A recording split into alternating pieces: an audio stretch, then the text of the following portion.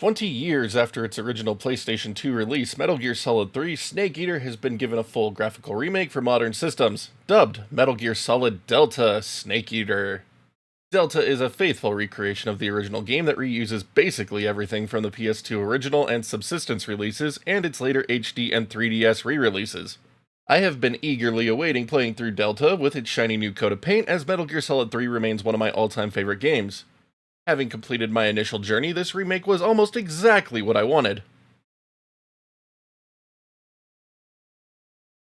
Metal Gear Solid Delta once again puts players in the shoes of Naked Snake as he tries to prove the United States' innocence after a nuclear warhead was detonated at a Russian research facility. Through moments of combat, trust, and betrayal, Snake is forged into the legendary soldier Big Boss before his fall from grace. By utilizing the original voice work, music, and story themes, Delta faithfully retells the story of Snake Eater with its emotional impact intact. Conversely, this also means that cinematics still dominate playtime. If you want to play a Metal Gear Solid 3 remake, though, one would hope that you like viewing exposition through cutscenes and radio chatter. If you don't, they can be easily skipped as always. The new graphics bring a host of new emotional context to several scenes, and despite knowing many of them by heart, I was enjoying seeing new subtle nuances in the animations. When you start up a new game of Delta, you can select between Legacy and New Styles of Play. These are misleading labels, as technically both styles were present in Subsistence onward. Legacy gives players the classic fixed camera perspective and stationary aiming, which the classic Metal Gear Solid titles were known for. The new style introduces third-person camera control similar to that featured in Subsistence, with the added ability to move while aiming and third-person aiming as seen in the 3DS release. Also, a shout out to the 3DS version for how the new title screen is portrayed.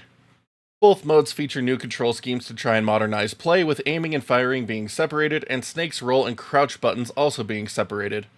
Snake is also given a crouch walk stance not found in the previous console versions of the game.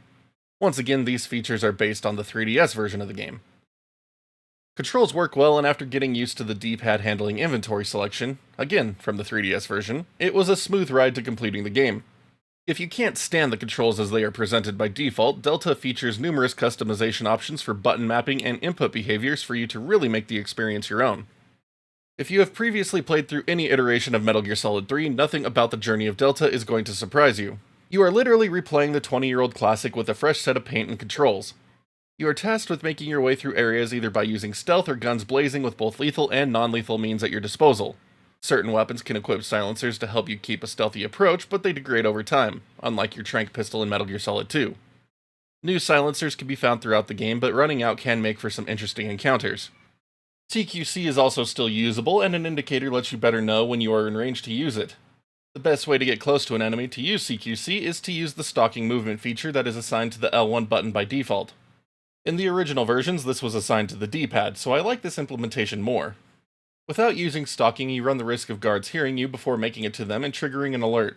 Though if you are quick enough, you can still make them eat dirt before that happens most of the time. One of the great features of CQC remains the ability to grab enemies and either interrogate them for useful information, use them as a meat shield, or just kill or knock them out. Enemies are unfortunately pretty easy to get around thanks to their PS2 behaviors. They can't see very far a lot of times, and they give up on their suspicions of you quickly. If you have a camo index of 55% or higher, you can easily run around without a worry in many locations. At 70% or higher, they are practically blind until you are much closer. This scales with difficulty, so it isn't always the case, but new players shouldn't have too much trouble getting that full stealth playthrough if desired. With the quicker save handling and auto-saves as you enter new areas, you can easily save scum your way to a perfect game. I do like the new tooltips and compass being available to new players to also help them better understand how to play and where to go. Thankfully, they can also be turned off if desired. Camo handling is so much more streamlined in Delta as well. By using the D-pad, you could bring up a selection of different camo layouts to choose from on the fly. You will still need to go into the main survival viewer to find all of the camo options, but after using one, it will be added to the quick access menu. Various injuries will also bring up a quick selection icon to open the healing menu, helping reduce the amount of time you will spend in the survival viewer. The radio has also been assigned to the D-pad, making food the only thing you will consistently need the survival viewer for besides the area map. I appreciate the way this makes the game pacing feel more fluid, and it is a great quality of life change. Boss fights remain my favorite element of Delta, and the encounters are still iconic. Ocelot getting repeatedly bested by Snake and gaining a fascination for torture sets who he becomes in other MGS titles. The fight with the Fear can still be tense as he hops from tree to tree and attacks you with poison arrows. The new graphics make it easier to see him, but it doesn't ruin the experience. The end sniper fight remains as slow-paced as ever, and his camouflage makes it very hard to see him without the thermal goggles. The Sorrow trolling players who go in guns blazing is also still great and unnerving. The Fury and the Pain are the weaker fights overall, but still fun to beat. Then of course you have the final fights with Volgin, the Shagohod, and the boss that bring the experience home with mixes of heavy combat and CQC. Level design is again the exact same as that of the original game, with areas being broken up with a load time between them. Each area has the same layout as the original game, so veterans will immediately know where everything is. This is perhaps the one thing I wish had been changed for the remake after playing the bigger environments of Metal Gear Solid 4 and 5. You could have had more room to play in, and encounters could have felt fresh to returning players. But Metal Gear Solid 3's layout has always been one of my favorites, so I'm not completely disappointed by this missed opportunity. It also let me easily collect each of the Keratan frogs with ease as a result. Though the new Gakko is a different story. I will find all of you darn ducks soon. Another new collectible added to Delta is film canisters that unlock videos for you to enjoy after beating the game once. Delta also marks the return of a few features that haven't been seen in Metal Gear Solid 3 since its PS2 iterations, with Snake vs. Monkey and the Guy Savage Nightmare sequence. Xbox players get a Bomberman spin on the Snake vs. Monkey mode instead, but you basically have to capture all the creatures in an area to beat the stage. It's a fun addition to the game that I enjoyed in the original versions, so it's great to see it return. The Guy Savage Nightmare sequence was weird to discover back in the day, as you have to leave Snake idling in prison for a while to experience it. Now you can do that, or after beating the game it becomes selectable from the main menu. Developed by Platinum Games, this new Guy Savage mode is a fun distraction to play through. The audio work for Metal Gear Solid Delta remains a masterclass experience. Voice work is fantastic and the score hits as hard as ever. New filters have been added to radio calls to give them a more transmitted feel, which works well enough to not feel out of place. Sound effects are crisp, and the jungle environment houses many mysteries with its ambiance. The only other noticeable change to me from prior versions is the redone Snake Eater theme that plays in the game intro and the famous ladder climb. It sounds okay, but the redone timing isn't my favorite. The visual experience has been a blast to play through and watch. The environments are beautiful to look at, with dense foliage and new details scattered along the jungle floor. Though areas retain the original PS2 layout, they don't look flat and squared off like some did previously. Lighting is awesome, and the night sequences really give off a new feel. Reflections are great and add to the overall feel of realism. Sadly, some of the more atmospheric moments aren't as impactful, with the fog originally used to hide PS2 rendering distance being mostly removed from all scenes.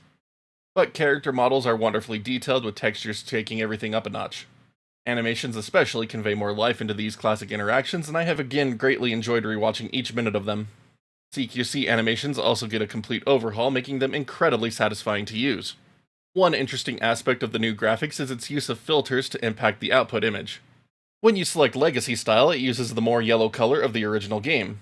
The new style has filters disabled by default. You can enable or disable filters at any time from the options menu, and there are a few to choose from. I thought I would enjoy playing with filters disabled, but I quickly found myself turning the Legacy filter back on to make the game feel more like the original. I found the other filtering options weren't to my taste either, but it is fun to see them included regardless. There are still some bugs to work out in the visual experience though, as doing reloads has caused numerous moments where parts of the terrain would render incorrectly. It looks silly and shouldn't be a thing, so hopefully it will be patched before long.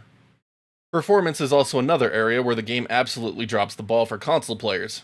Since I played through the game on PC, I have been able to get a solid 60 FPS out of the experience with some graphical tweaking on my RTX 5080. Since Delta is a slower game though, I decided to leave everything at Ultra and still managed a good 50 to 60 FPS average in most scenes. For the latter half of my playthrough, I enabled a 120 FPS mod with frame generation, and the experience was good, with only minor ghosting being noticeable during play. And yes, I did experience graphical glitches even before any mods were in place. Overall, I love the experience Metal Gear Solid Delta provides players, but it still has things that need to be addressed. As previously noted, performance on consoles is not okay and it needs to be addressed. On PC, things have been fine for me as I have a powerful GPU and settings are better customizable, but better optimization still needs to happen. Weird texture glitches on reloads also need to be fixed. During the final motorcycle escape sequence with the latest patch, I also encountered several crashes. The game being $70 is also outrageous, considering that at its core it is still the same game from 2004. This would have been a perfect $40 to $50 title to reignite interest in the franchise. Gameplay-wise, it feels like Snake moves slower than in previous versions of the game. Crawling in first-person intrusion mode also feels a bit jerky with its more realistic approach. Several of the pre-rendered cutscenes appear to use AI upscaling from previous versions of the game, which don't look great and have weird cropping, making them feel claustrophobic. With multiple difficulties and new collectibles in addition to the original ones, there are many reasons to replay Metal Gear Solid Delta. Several unlockable titles further enhance these playthroughs with various challenges to collect them. After the campaign is played out, the Guy Savage and Snake vs. Monkey minigames can still provide more time with the game. The Secret Theater and Demo Theater are also fun to experience. While not perfect and likely to be debated for years, I am happy that Metal Gear Solid Delta is here and brings with it a modern coat of paint and quality of life changes. While it still has some issues to work out with console performance and lingering crashes, I enjoyed my initial playthrough of the game. While I don't think this is a game for everyone at its current price, once it goes on sale, this will be a great way for newcomers to the Metal Gear franchise to experience the story of Snake Eater. For bigger fans of Snake Eater, you may find the price more acceptable to relive a great entry in the Metal Gear saga. Thank you for making it to the end of my review on Metal Gear Solid Delta Snake Eater. Again, this is a remake that I have been waiting for a long time, and now that it is here, I have overall been really happy with the experience. Again, I don't think it's a perfect remake. I would have liked to see some things kind of reworked in terms of like level design, but considering this is basically just a new coat of paint on the PS2 game, what we got is pretty nice. It's just they really should have optimized it better for console players because that is just unacceptable, and the price is just really high, and the only reason I even sprung for this game is because it is, again, one of my all-time favorites. Otherwise, I probably would have waited for a sale. But gameplay is nice, the new quality of life changes for the camo just really streamlined gameplay, and it's just been a lot of fun to experience, and I'm looking forward to diving into more playthroughs now that I can skip the cutscenes. They're gorgeous, don't get me wrong, but as you know, Metal Gear is really cutscene focused, so I want to focus more on the gameplay for my future playthroughs and finish getting all those friggin' ducks. And yeah, just a lot of stuff to dig into here, and I'm really excited about it. But here at the end, if you haven't already, thumbs up, thumbs down, depending how much you like today's review, and then also please be sure to hit that sub button and notification bell so you can see when new videos go live on the channel, as there is always more content coming your way, and I'd love to have each and every one of you along for the ride. And if you'd like to further help support the channel, please check out that join button here on YouTube or the Patreon link in the bottom right-hand corner of the screen when it appears. Every little bit helps, and a big shout out to all of our backers for believing in what we do here and helping us keep it going. But until next time, my wonderful internet peeps, y'all stay awesome, keep on gaming, and we'll see you back next video.